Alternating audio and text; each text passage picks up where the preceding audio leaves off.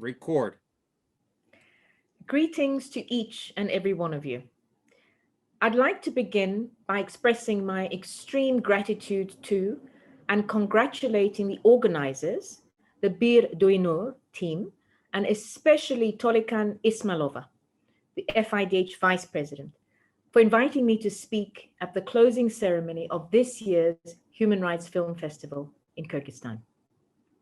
This is a wonderful initiative which demonstrates the vital importance and role the arts can play in helping to reflect on and finding solutions to critical human rights issues on which the well-being and integrity of all of our societies depend. Using the power of storytelling, the films which we watched during the festival spoke of human rights violations in ways which addressed our core values, such as individual and collective freedoms, dignity, friendship and love, solidarity, caring, and compassion for others. They challenged us to care about the most vulnerable amongst us and demand justice for all people. They helped us to remember that solidarity and personal commitment can make a difference. These qualities are especially important in times of crisis.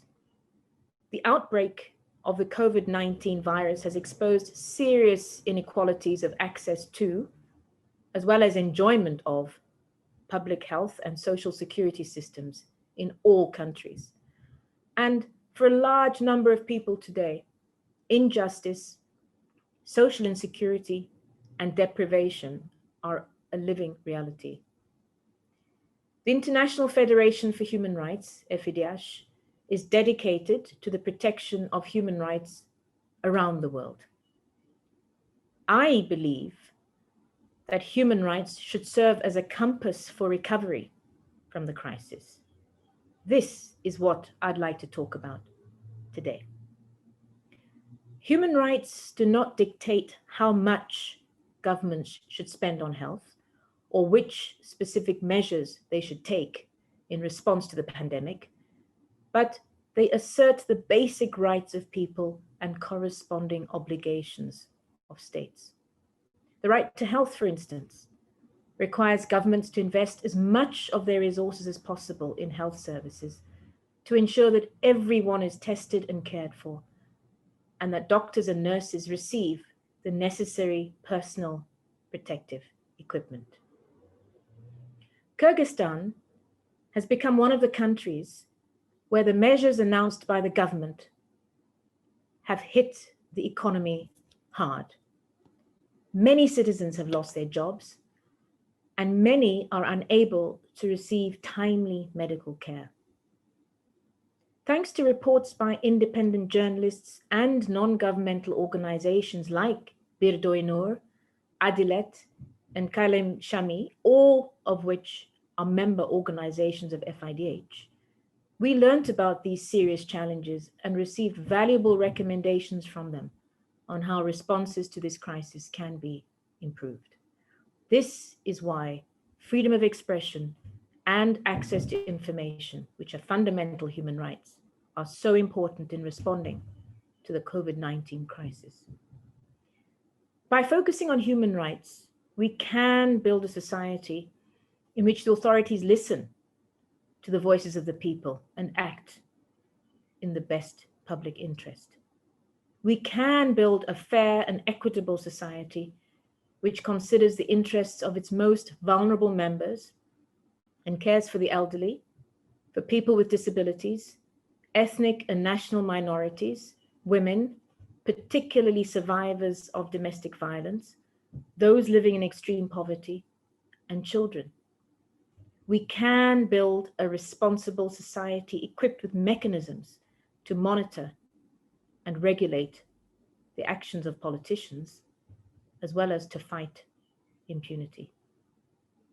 Our organization, the International Federation for Human Rights, FIDH, has been fighting impunity in Kyrgyzstan for many years. Over the past decade, FIDH presidents Suher Belasen, Karim Lahiji, and Dimitris Christopoulos as well as FIDH Vice President Ales Bialetsky, have traveled to Kyrgyzstan in an attempt to visit a wrongfully imprisoned journalist, Azmijan Askarov, and to secure his release. In March 2016, the United Nations Human Rights Committee found that Mr. Askarov was arbitrarily detained, and it urged Kyrgyzstan to immediately release him. To our great disappointment and extreme sadness, we learned that Askarov died in prison on the 25th of July this year. It is therefore very important for me that today I reiterate our FIDH call and once again demand justice and accountability in the Askarov case. Kyrgyzstan has a strong and vibrant civil society, and I'm absolutely certain that initiatives like this Human Rights Film Festival help to build a more democratic and just society in Kyrgyzstan. But the national political leadership must support these efforts. The current COVID-19 crisis has shown that we are all interdependent, and only together can we aspire and succeed in building a sustainable, just, and secure world. I thank you.